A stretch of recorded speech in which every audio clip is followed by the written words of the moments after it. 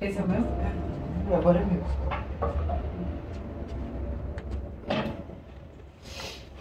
E aí, amiga? Pronta? Pronto. Deu play? Deu play. Vambora, né? Bora. É o começo de uma jornada, uma longa jornada juntas. Vamos. Vamos. Bom, gente, Ai, eu menos. Travei. Travei! travamos. Bom,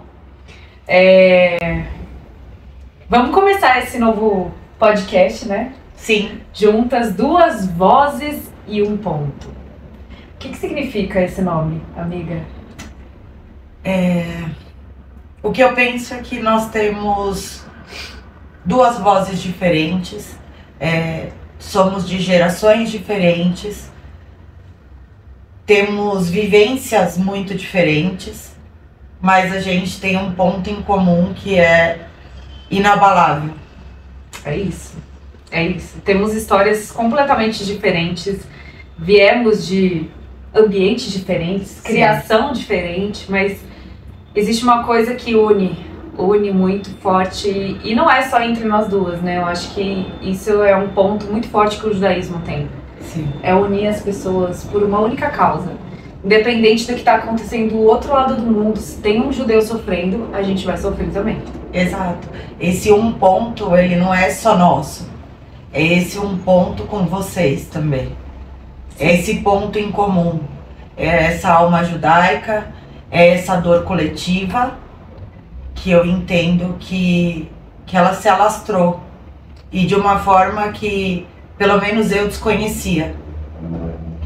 Então, e as pessoas com quem eu falei, com todos os outros judeus com quem eu tive contato, depois do 7 de outubro, realmente esse ponto em comum, ele se tornou muito forte cada dia mais. E isso tem aumentado essa força desse ponto em comum que é o judaísmo, que são os valores judaicos, eles são muito fortes. Muito. E a gente resolveu compartilhar um pouco com o mundo, com quem puder ver e com quem gostar de acompanhar. Aqui a gente também não vai falar só sobre o judaísmo, mas sempre vai ter esse ponto. Sim. Que é a Torá, que é a cultura judaica, a vivência judaica, cada uma no seu nível. Ela teve uma cultura judaica muito mais forte e religiosa. Eu já bem menos forte, mas isso não mudou o que a gente tem dentro, né? Que é esse... Eu não consigo colocar em palavras. Mas é que não tem uma uma definição. força mesmo. Eu acho que, se a gente pode falar, é uma força que vem de dentro. Não que tem uma única definição para isso. Não, porque cada judeu é um judeu. Cada história, cada criação, cada vivência. Obviamente aqui a gente não tá falando que tudo isso é só coisa linda. Muito pelo contrário. Existem também as questões tristes, difíceis para cada uma de nós e para cada judeu que nos assiste, e os não judeus também. Todo mundo tem dificuldades e todo mundo tem coisas felizes.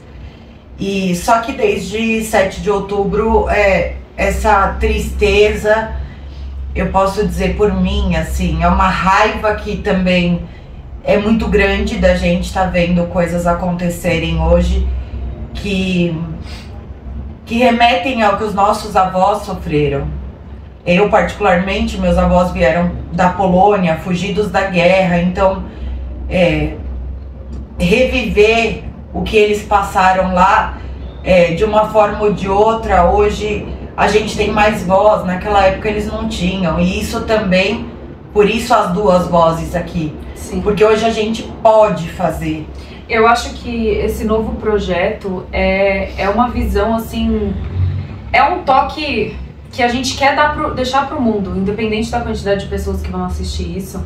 um sinal de alerta, de urgência, do quanto a gente tem que levantar a voz ainda mais. Porque parece que é proibido a gente falar disso, parece que a gente não tem o direito de sentir, de se expressar, de falar o que a gente está vivendo e sofrendo, principalmente com o que vem acontecendo nesses últimos quase 3 anos do dia 7 de outubro, que foi um marco histórico para todo judeu dessa geração e das gerações seguintes vão saber dessa história. Sofrem com isso, não tem uma pessoa, um judeu que não conhece alguém que foi afetado, que não conhece uma família que foi destruída, que não conhece um soldado que está no exército lutando, soldados, meninos de 20 anos que perdem a vida pelo nosso povo, e a gente tem que ficar calado. Por quê? Por que a gente tem que ficar calado enquanto o mundo pode falar o que eles pensam, né?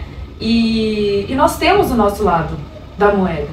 E eu acho que esse é o intuito maior assim, desse projeto, é a gente poder ter voz, a gente realmente unir forças de falar cada um as suas experiências que teve. A gente vai trazer aqui histórias, aprendizados, muita força, muita resiliência, porque esse é o nosso povo. Nós somos resilientes, é por isso que a gente está aqui até hoje. E assim, cada um contribui da forma que pode, que acredita que vai contribuir para nossa cultura, para que os judeus possam continuar vivendo onde querem, como querem, que é um direito não só dos judeus, mas de todo mundo, de qualquer religião, de qualquer cultura, é um direito de existir. A gente quer manter o nosso direito de existir. E eu percebi durante esses 2 anos, a gente falou 3, mas vai dar 2 anos, que foi 7 de outubro de 23. Vai dar 2 anos, parece tanto tempo que a gente está vivendo isso. É uma montanha-russa de emoções, de dor, de revolta, de tristeza. É muita coisa, cada uma de nós tem uma história relacionada ao 7 de outubro. E eu acho que todos nós devemos fazer a nossa parte, ainda que possa parecer pequena. Sim. Eu vejo muitos judeus calados. Eu vejo muitos judeus calados por medo de falar, de serem atacados. E eu acho que o nosso encontro aí de vida, ele vem justamente do fazer com medo mesmo. Não é que não tenhamos receio. Sabemos que desse primeiro vídeo a gente pode ter uma repercussão negativa, porque tem muita gente ruim e espalhando ódio. Mas a gente decidiu fazer assim mesmo, porque justamente é esse o ponto. A gente não vai deixar nos calar. A gente não vai ficar quieto. Pelo menos daqui não vai ter passividade. A gente vai fazer o que a gente pode com o que a gente tem. E aqui de longe, eu acho que, pelo menos, eu vou falar por mim e você diz o que você acha. Eu, desde o início, eu me senti muito impotente. A palavra é essa, porque eu tava longe, a minha família tá lá e continua sofrendo. A gente pode chegar lá, é um tema difícil para eu falar, eu nunca falei sobre isso. Então, eu não quero mais me sentir impotente. Eu, desde o início, fiz o que eu podia, com a pouca voz que eu tenho, obviamente, na internet. Eu não trabalho com isso, eu sou advogada, eu não tenho... Não sou influenciadora, não sou uma pessoa conhecida, não sou pessoa pública, mas eu acredito que de alguma forma, e justamente por isso, por eu ser uma pessoa comum, que tem um trabalho comum, que precisa falar, que precisa mostrar como que é o nosso lado. Porque eu acho que se todo mundo, pensasse dessa forma, eu vou deixar de usar kippah pra ninguém saber que eu sou judeu, vou parar de usar o meu colar com com pingente da estrela de Davi, vou parar de usar os símbolos, não quero que os outros saibam que eu sou judeu, porque infelizmente é isso que está acontecendo na comunidade. Muitas pessoas estão com receio de sair na rua usando símbolos judaicos e mostrando que são judeus, porque tem criança sendo atacada, tem adulto sendo... Aconteceu comigo, com meu pai, na esquina da minha casa, um carro passar do lado e gritar: Hitler devia ter matado vocês. Onde que o mundo vai chegar, sabe? E se a gente realmente calar a boca, a gente está consentindo com aquilo que os outros querem que aconteça, que é que a nossa existência se finde. Então, isso e é assim, são poucas as pessoas que têm coragem de sair e falar, dar a voz, e graças a Deus a gente se encontrou. Eu falo que mesmo das coisas negativas, a gente sempre consegue encontrar uma oportunidade equivalente àquela dor que a gente sentiu. No caso desse encontro foi exatamente isso, né, Marion? Foi. A gente se conheceu porque eu estava passando por uma situação difícil. Como ela é advogada, ela se ofereceu ajuda. Foi justamente por uma questão de antissemitismo que eu estava passando. Eu postei nas minhas redes sociais. Ela se ofereceu para me ajudar, que foi... Nem lembro como que a gente começou a se seguir também. Acho que eu te segui primeiro. Ela me seguiu. Nos dias seguintes, assim, 2, 3 dias depois, aconteceu aquele episódio. Recebi inúmeras mensagens ameaçando de ódio, pessoas me ameaçando de morte, que vão vir atrás da minha família, me buscar, me matar, e falando do meu físico, me xingando, coisas assim, que você fala, qual é o sentido da pessoa fazer isso? Mas é ódio gratuito, é antissemitismo, não tem explicação. Não tem. A gente tenta buscar uma razão e a gente sempre acaba chegando no mesmo lugar, que é ódio pelo ódio, não é... Não tem uma outra justificativa. E no caso dela, eu não fui ali ajudar como advogada. Óbvio que eu usei o meu conhecimento, que não tem como separar o meu conhecimento de mim.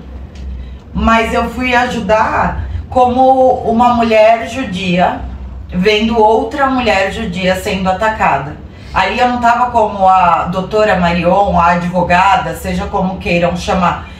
Ali eu estava só como uma outra mulher judia, indignada por ver uma mulher judia sendo atacada, assim, da forma mais brutal e triste e cruel.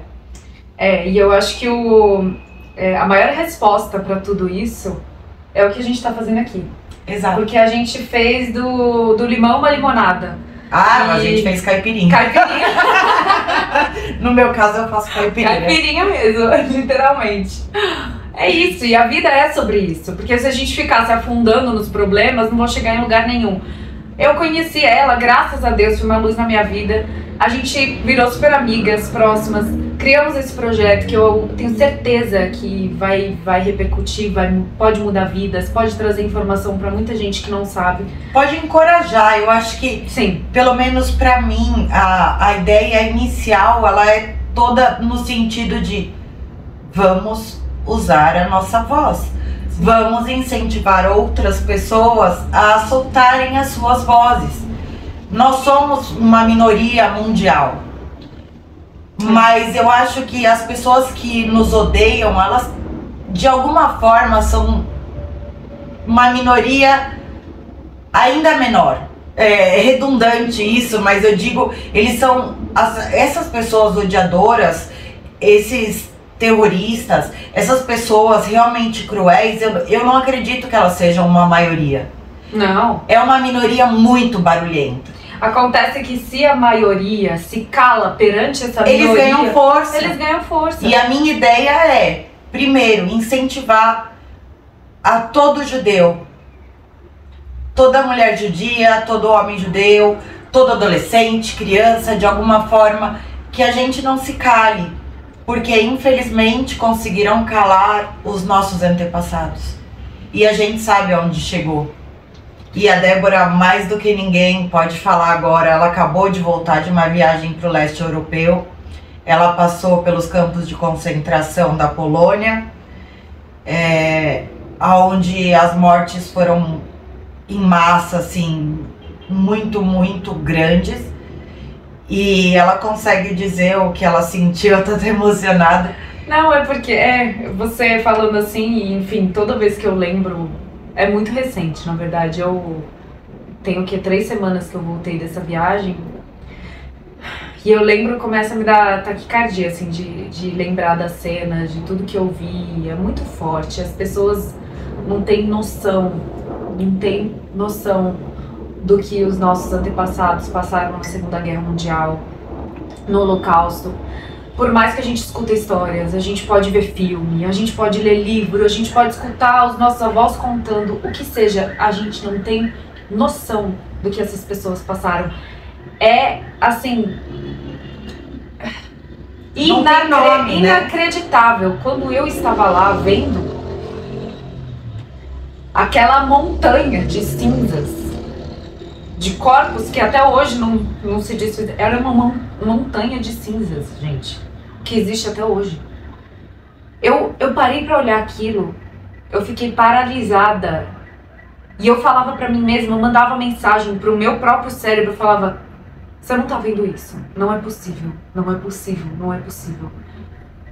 E aquele monte de sapatos e os cabelos de todas as pessoas que eram levadas para as câmeras de gás, eles pegavam os cabelos das mulheres e vendiam. Eram pilhas e pilhas de cabelo, gente, um quarto maior do que essa sala de cabelo que existe até hoje. Roupas de crianças, as próteses de pessoas deficientes que eram levadas para fazer experimentos por médicos cruéis, que ainda tá lá. E sabe o que mais me deixava indignada, assim, e eu falava isso pra todo mundo? Quando eu tava andando lá nos campos, e enquanto você chora e você sente, você se revolta e você sente raiva, e eu não sei se é tristeza o que eu sentia ou se era raiva, um ódio da impotência de não poder ter feito nada, de não poder, sei lá, de falar como o ser humano consegue chegar a um ponto de crueldade, porque eram pessoas com sanidade, eram pessoas como nós, eram pessoas normais, que tinham família, que tinham filhos, que comiam, que tomavam banho, não sei. Mas o que eu tô querendo dizer... Mas assim, eram pessoas comuns, como nossos vizinhos. O que eu tô querendo dizer é que esses caras, os capos ali do Holocausto, os generais, Hitler, Eichmann, teoricamente eram pessoas normais. Eram profissionais, eram caras com doutorados, eram gênios e usaram toda essa sabedoria pra maldade, pra fazer crueldade, pra fazer atrocidades, pra fazer um genocídio. E esse é o verdadeiro genocídio, né? Porque hoje em dia tá se usando de forma tão... Se banalizou absurdamente a palavra genocídio. As pessoas não sabem nem o que é isso. Não houve, em tempo algum, na história, outro genocídio que não tenha sido o Holocausto. A palavra genocídio, ela vem justamente após o Holocausto. Foi criada essa palavra para poder descrever o que tinha acontecido, porque sequer havia descrição em qualquer língua do mundo o que aconteceu, de tão absurdo. Então, assim, é uma coisa que não existe a possibilidade da gente não se levantar quando falam que tá acontecendo genocídio em Gaza, que tá acontecendo genocídio no céu. Não está acontecendo genocídio. O único genocídio até os dias de hoje foi o que aconteceu no Holocausto. E a gente tem que falar isso, e falar, e repetir, e repetir. Porque enquanto a gente lembrar do Holocausto, enquanto a gente não deixar essa história se apagar, provavelmente não vai acontecer de novo. Mas aí a gente volta para a história. Vamos nos calar, não vamos falar sobre o passado, não vamos falar sobre o que está acontecendo agora, pra gente chegar lá na frente e ter outro genocídio contra o povo judeu? Que aí é que tá, né? E o pior de tudo é que sempre, na verdade, nunca termina esse tipo de ódio, de racismo, de preconceito, ele nunca termina só com os judeus. Aí que tá. Aí é que tá. E as pessoas acham que sempre começa com os judeus, são o alvo principal. E aí depois eles começam a correr atrás de negro, de deficientes. Já tá acontecendo, né? Os cristãos, os drusos, em outros países. Isso já vem acontecendo. E por incrível que pareça, não há divulgação.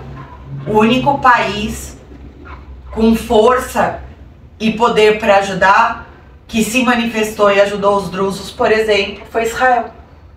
Israel é o único país que está intervindo nessa tentativa de genocídio dos drusos que está acontecendo.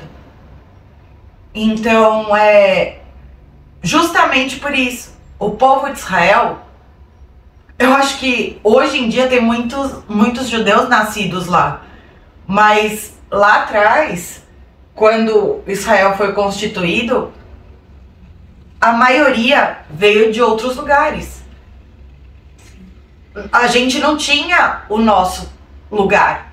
Israel é o nosso lugar. Eu sou brasileira, eu nasci aqui. Eu sou filha de brasileiros. Mas eu sou neta de poloneses. E mesmo assim, desde sempre, a segurança que eu tenho de que eu vou poder voltar para algum lugar, que sempre vai existir aquele lugar que também é meu, que eu vou poder me sentir acolhida e recebida como parte. Eu nunca vou chegar lá e não ser parte daquilo, até fico arrepiada. Nossa. Porque eu me lembro quando eu fui em 2018, eu também fui no Museu do Holocausto, no Yad Vashem, e tinha também parte de tudo isso lá, que eu acho que foi levado da Polônia para lá. Eu não tenho imagens, porque eu não consegui pegar no celular. Aquilo tudo pra mim foi uma loucura. Eu lembro que aquela madrugada eu passei muito mal. Eu dormi e aí eu tava no hotel com meu irmão. E eu acordei de madrugada com muita falta de ar, muita ânsia, pressão baixa, assim, e não tinha motivo. Além do que eu tinha visto durante o dia, de tão pesado, de tão cruel, de tão triste, o estado daquelas pessoas, porque existem fotos e vídeos da época, o estado em que aquelas pessoas chegaram. E o mais louco de tudo isso pra mim é imaginar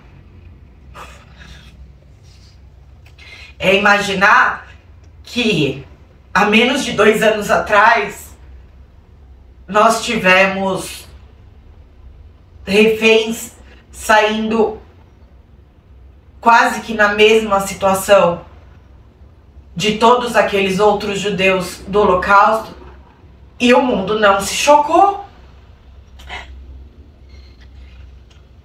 Isso pra mim é inacreditável. É bizarro. Porque não precisa amar judeus, como ninguém precisa amar cristão, ninguém precisa amar o pessoal de matrizes africanas, das religiões de matrizes africanas. Ninguém precisa amar ninguém, mas respeitar e ser humano. Ter o mínimo de empatia, né, Maria? Você vê um ser humano que foi torturado, passou fome, meses e meses de fome, e simplesmente não se importar, ou pior que isso, e aconteceu muito, é ter gente num nível de maldade de dizer bem feito para as pessoas que, para 1.200 mortos, foram 1.200 jovens que foram brutalmente assassinados, arrancados de suas casas, torturados, famílias que foram destruídas do nada. E ainda hoje, o mundo fica calado. No dia de hoje, 30 de julho, temos ainda 50 e poucos, eu não sei exato. São alguns corpos e tem poucos sobreviventes. Reféns em si, exato. Sejam corpos ou pessoas vivas e que ninguém sabe em que situação, depois de quase 600 dias em cativeiro, dentro de túnel, sem luz, sem comida, sem água, sem higiene, sem nada. E ainda existe gente, e eu não consigo compreender, pra mim é inimaginável ficar quieta quando eu vejo gente falando que isso é resistência, que o Hamas é um partido político, que eles são da resistência, que eles estão lutando pelo povo. Eles não estão. Gente, pra mim isso no mínimo não é nem ignorância, tá? É maldade também. Maldade, porque, você me desculpa, hoje tem informação livre na internet, você pode acessar os lugares que trazem informação correta, porque tem que tomar muito cuidado, tem muita, mídia. O pior é que a gente tem mais mídia que fala mentira. A gente sabe. Do que verdade. Então, por isso a gente tem que falar. A gente não pode ficar quieto. Porque a gente já tá lutando contra uma maré. Hoje eu falei pra Débora, um pouco antes da gente começar, eu falei: Dé, você sabe que a gente tá indo contra a maré, né? A gente tem essa consciência. A gente não tá entrando aqui de inocente, gaiata. Ai, nossa, vamos fazer um videozinho aleatório. Não, não é isso. Primeiro, porque não é aleatório. Isso aqui tem um propósito. O propósito de trazer as vozes judias pra fora. E é a nossa única arma, né? A nossa arma é a nossa voz. Porque quando você falou antes, né? Nossa, quando tudo aconteceu no 7 de outubro, aquela sensação. E até hoje a gente tem uma sensação de impotência, de meu Deus, o que eu faço pra ajudar? Porque a gente tá longe, tá do outro lado do mundo. Isso que nós estamos fazendo aqui e que todo judeu pode fazer, e não judeu, porque eu vejo muito não judeu na internet fazendo vídeo maravilhoso. São pessoas maravilhosas. Que estão lutando muito mais por nós do que alguns de nós. E que estão lutando pela verdade. E eu admiro, tiro o chapéu. E é isso, essa é a arma que a gente precisa hoje. Espalhar a verdade pro mundo. Porque tem muita gente que sai falando baboseira aí. Por quê? Porque a mídia esquerdista, a grande mídia do país, ela tá corrompida. Tá corrompida e passa uma informação totalmente distorcida, na qual traz uma visão que Israel é o vilão da história. Hoje em dia, ela não é só distorcida, ela é escancaradamente mentirosa. Sim. E a gente não chega em tantas pessoas dentro das casas como as grandes mídias. Então, a gente faz um trabalho de formiguinha. Só que se cada formiguinha, ou seja, cada um de nós, fizer um pouquinho, que é isso que a gente tá querendo fazer aqui, fazer um pouquinho. Pra gente pode parecer pouco, mas esse nosso vídeo talvez, e a gente espera muito, pelo menos eu espero muito, que esse vídeo chegue a muitas outras pessoas. Para que essas pessoas vejam que a gente é gente comum. Nós somos brasileiras que trabalhamos, a nossa fé é judaica, a nossa cultura é judaica. Mas a gente é brasileira. E a gente é normal, a gente tem dor, a gente tem sofrimento, a gente tem felicidade, igual qualquer outra pessoa. Eu acho que essa coisa de demonização que estão fazendo dos judeus ao redor do mundo, novamente tentando desumanizar os judeus. Isso vem, e a gente já conhece essa história. A história, ela só tá se repetindo, ela não tá inovando em nada. Ela muda o nome, ela muda a capa, mas a sequência é a mesma. É a mesma, O alvo é o mesmo, até porque se a gente estivesse falando aqui apenas de Israel ou do governo israelense, mas eu não concordo com o que Netanyahu está fazendo. E tudo bem. Você pode não concordar e tá tudo bem. Mas o que tem a ver o que Netanyahu está fazendo, ou o que aconteceu em Israel, com os judeus que estão no restante... Com o pai dela que estava em São Paulo andando na esquina rua da minha casa. O que tem a ver o fato de eu ser judeu do outro lado do mundo, né?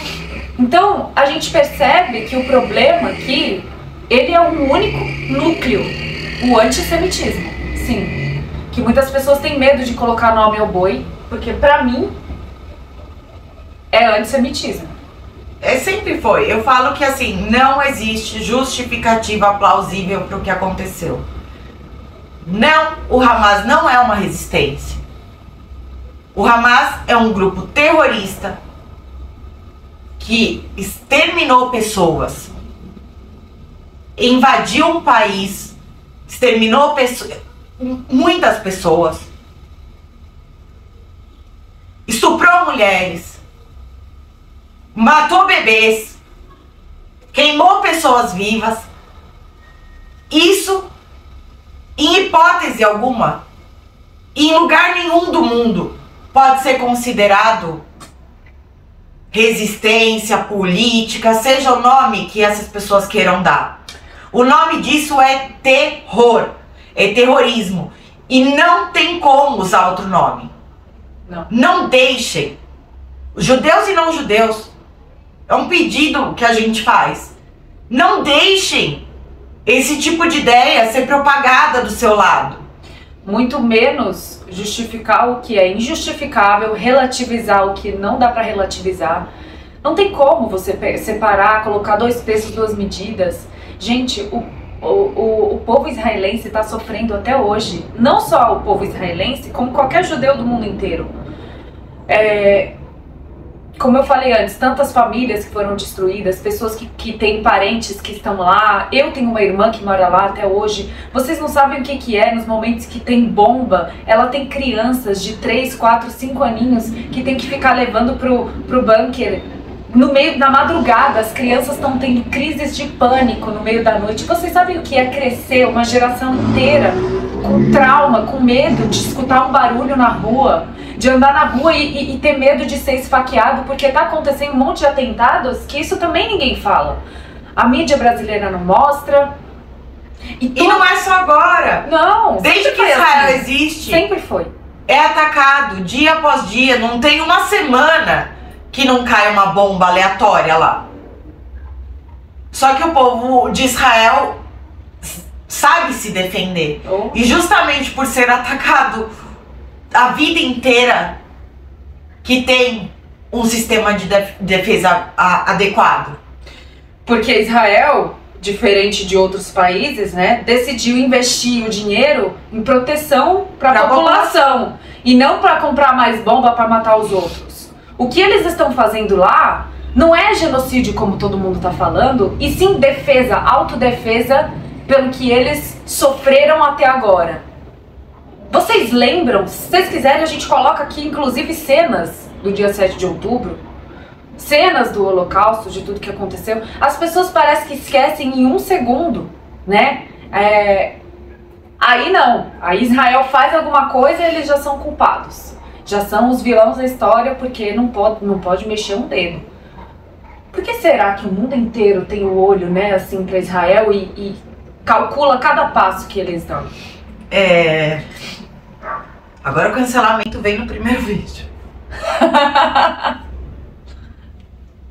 Tudo o que a gente vai falar, eu tenho certeza que um dos primeiros comentários desse vídeo vai ser: mas e as criancinhas em Gaza? Você quer saber? Eu tenho empatia. Eu acho muito triste que crianças inocentes morram, assim como é inadmissível as crianças israelenses terem morrido. As de Gaza também é inadmissível. A questão é, aqui, neste canal, e eu já vou deixar bem claro, nesse primeiro vídeo, aqui vocês não vão ouvir tadinhos ou tadinho do povo de Gaza, as crianças de Gaza. Não, aqui é um canal que vai lutar dia após dia para dar voz para judeus, pra gente poder falar, pra lutar contra o antissemitismo. Quem tem que se preocupar com Gaza é o governo de Gaza, são os outros países árabes que até o momento nenhum se mexeu para ajudar. Essa responsabilidade não é de Israel e muito menos nossa aqui no Brasil. Quem está enviando ajuda humanitária é o próprio Israel. Exato. Israel é a vítima. Israel é a vítima, continua sendo a vítima. Aí quando se defende, tá cometendo crime. Aí, além de não poder se defender, ainda tem que alimentar os terroristas. Que o que eles fazem sob o pretexto de ajudar a população inocente. Desculpa, gente. E aí, na minha cabeça isso não funciona, falem o que quiserem. A ajuda humanitária que chega lá, acredite se quiser, existem provas, existem vídeos que comprovam isso. A ajuda humanitária que chega lá é raptada pelos terroristas e não deixam os civis de Gaza consumirem aquela ajuda humanitária. Porque para eles é conveniente. É muito conveniente mostrar na mídia, fazer vídeos para publicar para o mundo inteiro que as pessoas estão morrendo de fome, que as crianças estão na rua. Para eles é maravilhoso. Você viu as imagens que estão usando de outras guerras de crianças? Eu vi. Pra falar que é de agora, o que não é verdade. Essa semana saiu a denúncia com vídeos de toneladas de alimentos que estão parados em Gaza, estocados, esperando a inspeção, porque a ONU não está fazendo o trabalho dela, com toneladas de comida que Israel permitiu a entrada, como desde o primeiro dia. Toneladas de comida parada e o Hamas, obviamente, saqueando. Não existe no mundo inteiro um exército mais humano, mais empático do que o exército israelense. Israel tava jogando comida. Eles calculam milimetricamente onde é que eles vão acertar para acertar os alvos. E todo mundo sabe, a gente já cansou de repetir, eles usam as crianças, as mulheres como escudo humano. O mundo precisa enxergar, é uma mentira, é uma farsa. É tão cansativo ter que ficar repetindo isso, mas também é muito necessário. Eu sou uma pessoa que eu tenho um ranço absurdo de ficar falando 10 mil vezes a mesma coisa ou ouvindo 10 mil vezes a mesma coisa. Mas é muito louco o quanto a gente percebe que até hoje, depois de quase 2 anos, a gente continua tendo que repetir as mesmas coisas da primeira semana.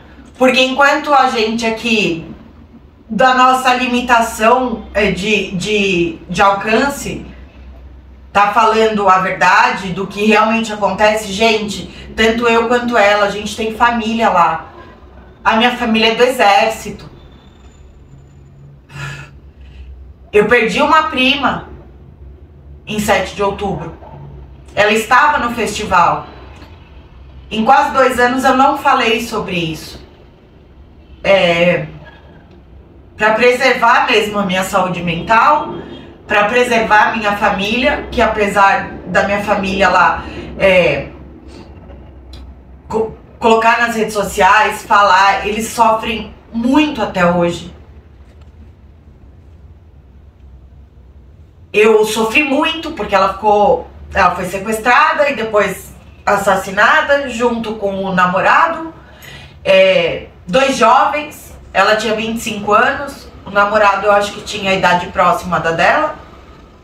Uma menina linda, cheia de sonhos, cheia de projetos, que trabalhava, que também serviu o exército.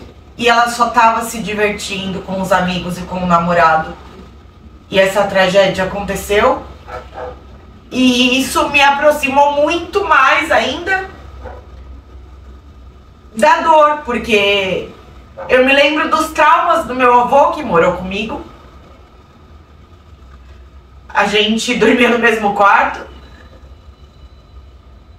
Então eu me lembro dos traumas dele, da forma de lidar com as coisas, do medo de ser saqueado o tempo inteiro, mesmo estando seguro. O seu avô é sobrevivente? O meu avô veio fugido. Ele não chegou a ir pra campo. Ele fugiu um pouco antes. E a minha avó também. Então, só que ele passou muita dificuldade, fugiu, aí foi parar em Buenos Aires primeiro, aí carregava carrinho na feira em troca de comida, e era um exímio alfaiate. Então, o meu avô, a história do Holocausto, ela era muito próxima, mas não era, tudo que eu sei não foi da boca do meu avô, porque ele simplesmente não conseguia falar sobre.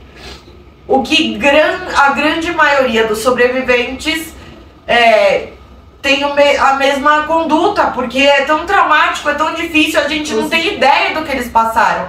Pra gente aqui, no alto do nosso privilégio de 2025, a gente não tem a mínima noção do que era. Você sabe que a grande maioria, inclusive é o que eu vi também ali nas visitas que a gente fez nos campos, né?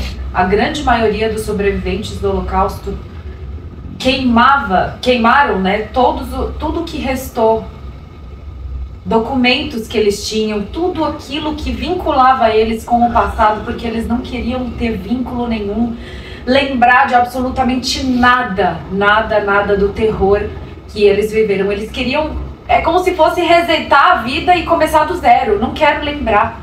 O trauma que essas pessoas viveram inimaginável. Inimaginável. É tanta crueldade.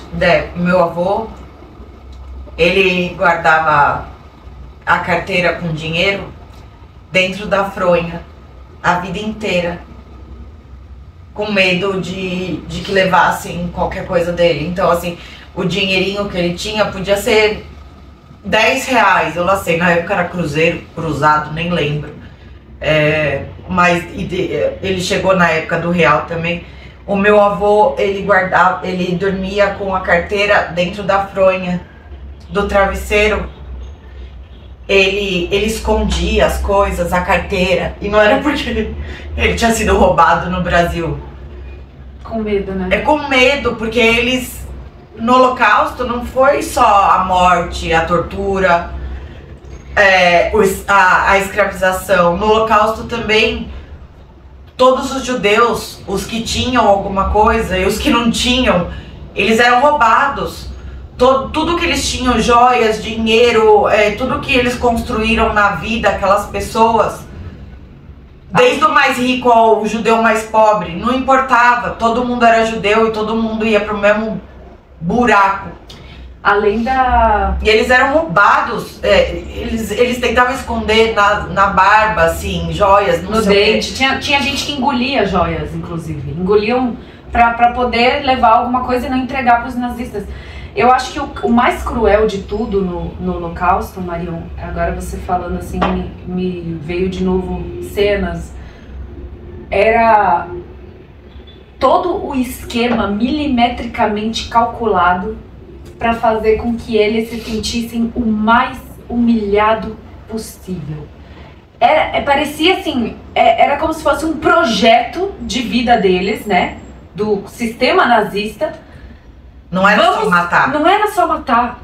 Vamos pensar aqui, eles se reuniam, eles faziam reuniões de conselho para discutir qual vai ser a forma de tortura para que essas pessoas sofram. Quanto mais, melhor. Quanto mais detalhado, assim, se eu puder fazer ele sofrer e lembrar disso pro resto da vida, eles iam fazer. E tudo não começou ali no campo de concentração. Não. Começou na marcação das portas dos judeus para que todo mundo soubesse que tinha um judeu.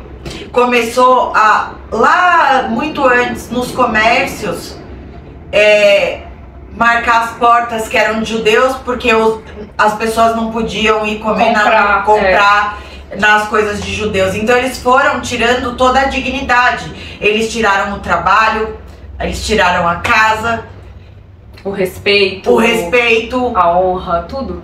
A dignidade humana. Eles tiraram tudo até tirar a vida. Uma coisa que vale ressaltar aqui, que o Holocausto, ele não nasceu da noite pro dia. Não. E não foi somente naquele período de 1939 até 45, né, que é a guerra. Antes, muito antes, esse ódio, ele vinha se alastrando. É como se fosse um veneno que vai entrando, assim, na casa de todo mundo. E é bizarro como as pessoas se calaram e as pessoas consentiam com aquele ódio, porque era abertamente permitido se falar. Aquelas imagens que saíam nos jornais de cara de rato, de judeus com cara de rato, de narizes grandes, tudo aquilo que era exposto de uma forma tão... Tá ok falar mal de judeu, que é o que tá acontecendo hoje também, né? Tá tudo bem falar mal de judeu, porque eles são genocidas, porque eles estão matando o povo de Gaza. Porque judeu tem que ajudar Gaza, porque eles têm dinheiro. Isso não é verdade. Judeu, tudo é culpa nem dos todos. judeus. Nem Então, todo judeu tem dinheiro, nem todo judeu é narigudo, nem todo judeu é... que mais que eles próspero. Nem todo judeu é mão de vaca. Tem tanta coisa que... esse daí é judeu, né? Aí ele é mão de vaca. Somos pessoas comuns, como qualquer um de vocês. E assim, esse silêncio das pessoas permitirem, das pessoas verem uma pessoa cometendo um crime de antissemitismo e ninguém falar absolutamente nada, porque quem cala consente, é isso que vai gerando uma bola de neve. Vai crescendo, vai crescendo, vai crescendo, e quando a gente vê, explode de um jeito que não tem mais controle. Se hoje a gente não fizer nada, daqui a alguns anos isso pode ser muito pior. E é por isso que a gente decidiu ser voz. Porque o Holocausto foi a mesma coisa. Não podemos nos calar, a gente tem que abrir a boca, a gente tem que falar, a gente tem que parar com esse ódio gratuito que tem lá fora, sem sentido, sem... Por quê? A gente não faz isso com os outros? Por que a gente tem que ser vítima disso? Não é admissível ser racista. Não é admissível ser homofóbico. Por que é admissível ser antissemita? Por que só contra os judeus é tudo permitido? É permitido xingar, é permitido excluir, é permitido matar, é permitido estuprar. Por quê? Até quando a gente vai permitir que isso aconteça? Até quando a gente vai, para poder se defender, a gente vai ter que ficar olhando para a tristeza alheia?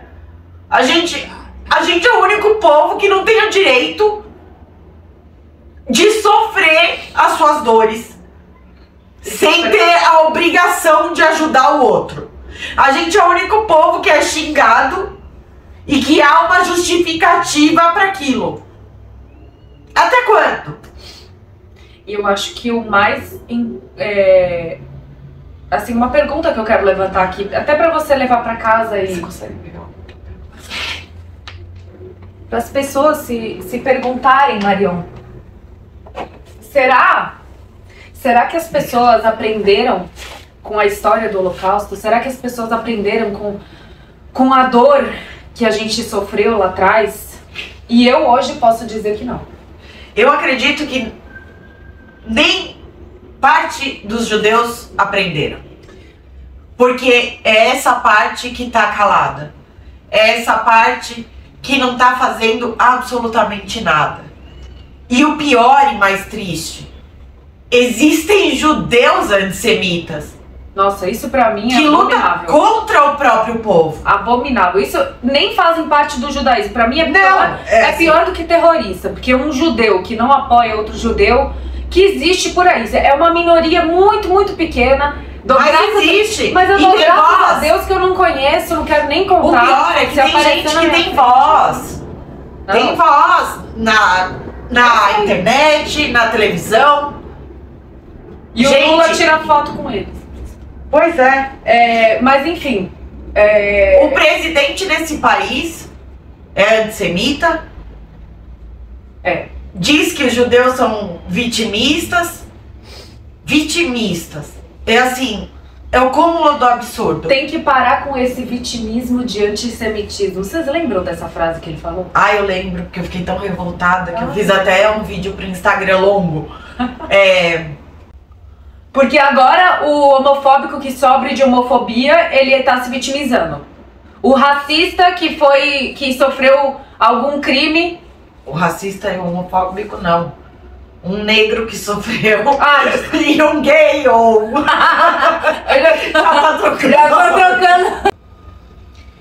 Bom, pra gente finalizar aqui esse vídeo, antes da nossa mensagem final, eu queria muito, com a sua permissão, a gente... Ai, eu vou chorar. Tocar numa ferida, de verdade, porque eu acho que é uma dor que não tem como expressar ela, mas que é necessário, porque é isso que a gente faz quando tentam derrubar a gente dá a volta por cima e sai ainda mais forte. E é isso que a Marion, principalmente, está passando nesses últimos 2 anos, depois do dia 7 de outubro, onde uma prima dela, né, filha do seu primo, que foi assassinada, brutalmente assassinada, ela e o namorado dela, nesse dia tenebroso, na festa rave.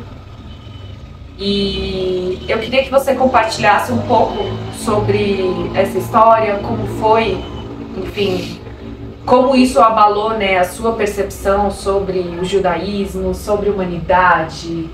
Se você quiser desenvolver um pouco, passar aqui para as pessoas que estão ouvindo, vai ser... eu poderia ficar uma semana falando disso, porque são muitas nuances, são muitos sentimentos. Eu não era próxima dessa minha prima, ela é filha do meu primo de 1º grau, ele é muito querido. Inclusive eu já quero dedicar esse vídeo para Chay, que é essa minha prima, aonde ela estiver, para a elevação da alma dela, que ela receba todo o meu amor aonde ela estiver. E pro meu primo Ron e para a esposa dele, a F, que eu não consigo imaginar a dor deles. Eu às vezes me sinto um pouco estranha para falar desse assunto. Ele é muito lindo. Porque às vezes eu não me sinto no direito de sentir tanta dor por algo que aconteceu longe e por eu não ter tido a oportunidade de ter mais proximidade com a Chay. Quando ela ficou desaparecida, uma semana mais ou menos, eu pirei. Eu fui parar no hospital com uma crise de pânico. Quando ela foi encontrada, até hoje eu não sei exatamente em quais condições. A gente aqui no Brasil não teve coragem de perguntar, obviamente.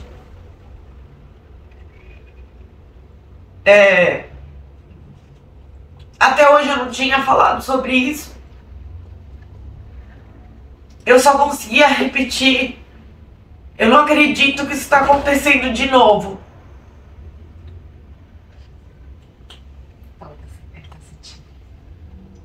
Mamãe tá chorando. Porque eu fui muito próxima do meu avô, né? E aí eu pensar que uma geração pra baixo da minha, ela tinha 25 anos, uma geração muito abaixo da minha tá acontecendo de novo, sabe? Dentro da minha família. Eu tenho primos no exército, que esses traumas não só a morte traumatiza, mas a minha família que teve que ir para Gaza como soldado, sabe? Eu pensar que eu aqui de longe tô tão impotente de não poder ajudá-los, de não poder estar perto, desde o primeiro dia o que eu mais queria era estar lá, mesmo com a guerra, mesmo com tudo acontecendo, eu só queria estar lá. Eu espero conseguir em breve, eu ainda não consegui de novo, mas eu espero ir em breve porque eu preciso abraçar a minha família. Talvez eles nem tenham noção lá de longe o quanto de amor eu mandei pra eles, o quanto eu rezei, o quanto eu fiquei revoltada. Eu não conseguia acreditar que a gente estava passando por esse tipo de coisa de novo. Mas que eu posso dizer que o 7 de outubro e tudo isso que eu passei, como tudo na minha vida, e aí a gente entende essa alma judaica. Aí a gente entende esse ponto em comum, que é, mesmo destruído, mesmo com tanta dor, a gente não vai se calar. E eu não me calei desde 7 de outubro. E é um compromisso que eu fiz comigo e com a minha ancestralidade e com os que vierem depois e com a própria Chay, que eu não vou me calar. Não vai ter um dia que eu vou ficar quieta, não vai ter um dia que eu não vou lutar contra isso. E não me importa o quanto eu vou ter que enfrentar. Não me importa, mesmo. Eu não tô nem aí se desse vídeo vai vir hater, se vão me xingar, se vão pegar alguma característica minha pra tentar me ofender. Eu já deixo muito claro desde agora que eu não tô nem aí. E que absolutamente nada que possam fazer, ou ódio que possam destilar, ou qualquer outra palavra que possam falar pra mim, que vai me fazer ficar quieta. Isso não vai acontecer. Enquanto eu estiver viva, eu vou falar. Porque se uma coisa que aconteceu de bom, vindo de tudo isso, é que acordou o leão. O leão que tá aqui dentro, que tava aqui dentro adormecido. Ele acordou. E ele acordou numa fúria que vocês não têm ideia. E eu acho, realmente acho não, eu acredito que muitos de nós tivemos isso. Aquele leão que tava dormindo, tava acomodado, tava sedado, quietinho. Ele acordou grandão e raivoso. E com muita vontade de não deixar acontecer de novo o que já aconteceu. O Never Again é hoje, gente. É agora. É nesses momentos que a gente precisa realmente levantar a bandeira do Never Again, nunca mais. Não é quando as coisas estão tão passivas, tá tudo bem. Depois do Holocausto, todo mundo falando Never Again, nunca mais vamos permitir. É hoje que a gente tem que levantar a voz e falar nunca mais. Porque agora sim... Não é só hoje, são todos os dias. Agora sim existe uma ameaça eminente. Irreal. De algo muito ruim acontecer, que já está acontecendo, né? E assim como você, Marion, muitas e muitas almas judias no mundo inteiro despertaram. Eu escutei inúmeras histórias de arrepiar de pessoas que não tinham vínculo nenhum, que eram judeus, mas que não tinham vínculo com o judaísmo, porque pelo cotidiano, pela rotina, ou até mesmo Isso aconteceu comigo, eu tava muito afastada. Exato, pela criação que a pessoa teve, ou pelo meio que ele convive, às vezes você acaba se distanciando, você não tem aquele vínculo. Mas o 7 de outubro mexeu com todo judeu que tá em qualquer canto do mundo. E quando a gente se encontra em qualquer lugar, a gente vai se abraçar e a gente se identifica. E foi isso que nos aproximou. Foi o que nos aproximou, exatamente. E eu acho lindo, admirável você levantar, erguer a cabeça desse jeito, porque você poderia escolher ficar na cama deitada chorando. Mas não, ela levantou e falou, eu vou fazer a minha parte.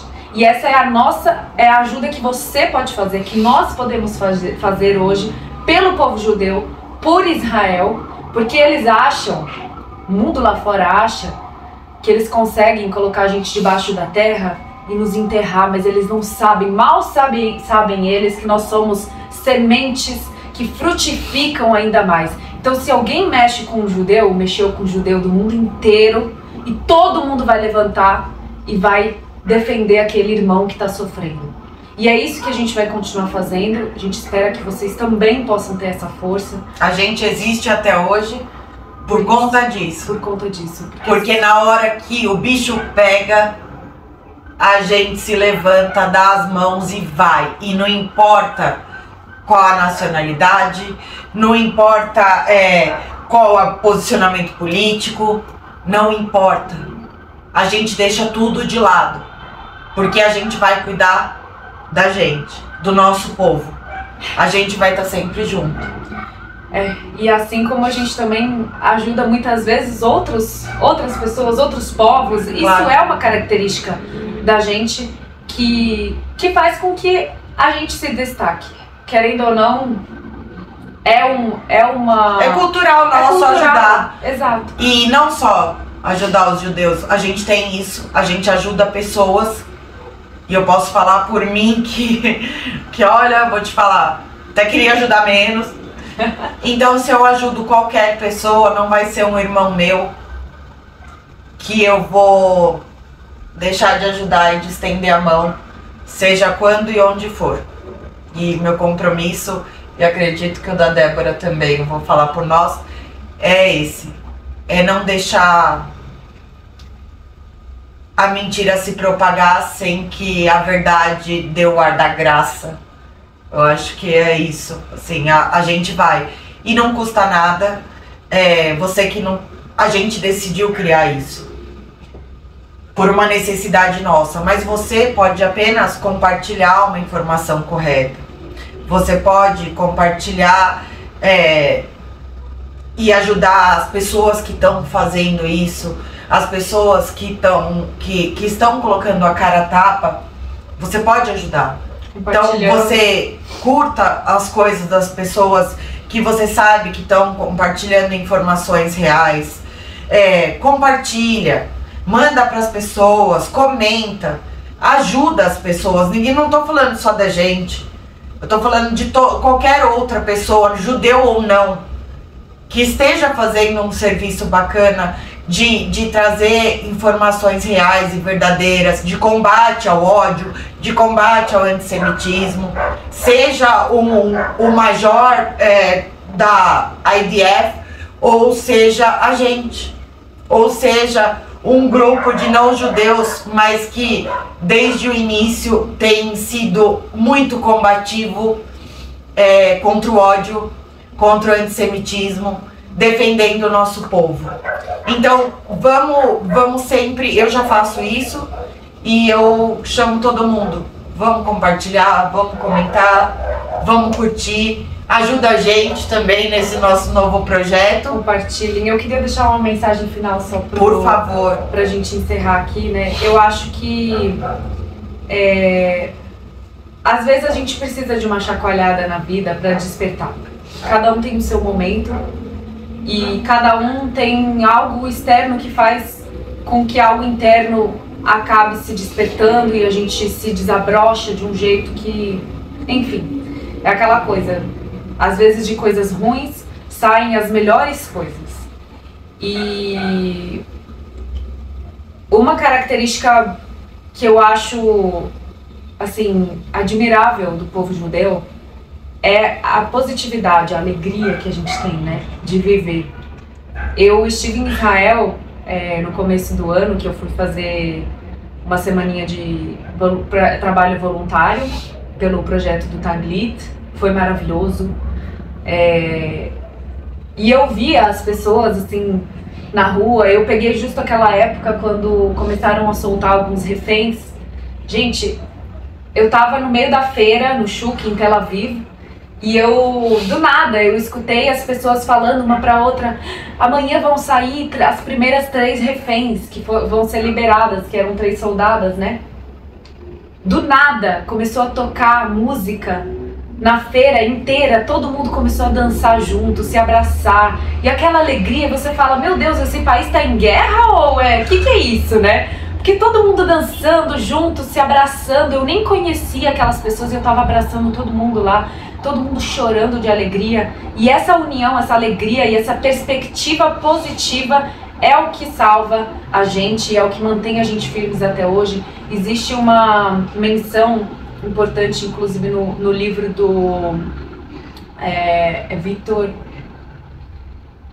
Viktor Franklin. Ele é sobrevivente do Holocausto se eu não me engano é ele. Não tô me lembrando o nome dele. Viktor Frankl, isso. Viktor Frankl. Ele é sobrevivente do campo de concentração de Auschwitz. Tem um livro dele, não sei se você já leu. Não li. Eu tenho uma certa dificuldade. Nossa, com esses livros, porque me pega muito. É um livro magnífico que chama... Nossa, agora eu tô... É tanta emoção que veio aqui que eu esqueci. Eu coloco aqui o nome pra vocês. Mas ele fala sobre o que fez essas pessoas sobreviverem a uma guerra, a um momento tão difícil, né? Quem foram as pessoas que sobreviveram a essa guerra, ao Holocausto? Eram as pessoas mais fortes, fisicamente fortes? Eram os mais ricos? Eram os políticos importantes? Eram os mais bonitos? Qual é a característica que faz com que você sobreviva a algo tão horrível, né? E ele chegou à seguinte conclusão, que as pessoas que sobreviveram ao Holocausto eram aqueles que tinham perspectiva positiva de futuro. Aqueles que não se deixaram afetar pelo momento sombrio, estavam vivendo aquilo, sofrendo, porém eles já tinham um planejamento do que vai ser depois. Eles estavam pensando... Eles tinham certeza que ia ficar melhor. Eles tinham certeza que aquilo ia passar, aquele momento ruim, ele é passageiro. Tudo é transitório na vida. E essa perspectiva positiva faz com que a gente seja essa chama acesa, que é uma chama eterna, né? Então essa é a mensagem que eu quero deixar aqui para vocês também, que enquanto mais vocês alimentarem a mente de vocês com coisas positivas, mesmo com tudo que a gente tem visto do 7 de outubro, vamos tentar transformar toda essa dor em positividade. Nisso que a gente está fazendo hoje, em literalmente ser luz pro mundo. A gente não tem aquela frase famosa, né? A gente não é o que acontece com a gente. A gente é o que a gente faz com o que acontece com a gente. E eu acho que isso casa muito bem para encerrar esse assunto, que a gente podia ficar aqui falando um mês. Mas nós judeus temos essa qualidade, talvez, eu vou usar esse termo, a gente tem essa qualidade de juntar tudo que nos acontece, aprender com aquilo e melhorar. Ressignificar e melhorar a nossa vida. Tem um livro que chama Antifrágil. Aí, se vocês quiserem, a gente coloca também, porque eu não me lembro agora o nome certinho do autor. E aí ele fala, né, a antifragilidade, ela é maior, ela é um passo acima da resiliência. E eu achei tão incrível essa nomenclatura, porque a resiliência é a capacidade do objeto ou da pessoa entortar, envergar, acontecer mil coisas, bate vento, derruba e ela continua intacta. A antifragilidade, e que de verdade eu acho que calha muito bem para o que a gente e o nosso povo judeu passou e ainda passa, é a antifragilidade. Porque a gente não só suporta tudo o que acontece, como a gente entorta, a gente enverga, a gente cai, a gente levanta, mas a gente não levanta igual. A nossa característica maior é a gente levantar melhor. É isso. Você sabe por quê, né? Porque a gente tem um propósito. Quem tem um porquê, aguenta, suporta qualquer como. Então pode acontecer o que aconteça lá fora, mas a gente tem um propósito. E a gente tem um quem? Um quem? Axé. Deus. E a gente acredita muito. Nós duas, e eu acho que 90% dos judeus, acho, que acreditam em Deus. E Ele tá sempre com a gente, e é dali que vem a nossa força, a nossa resiliência e a nossa antifragilidade. É isso. Obrigada, amiga. Obrigada.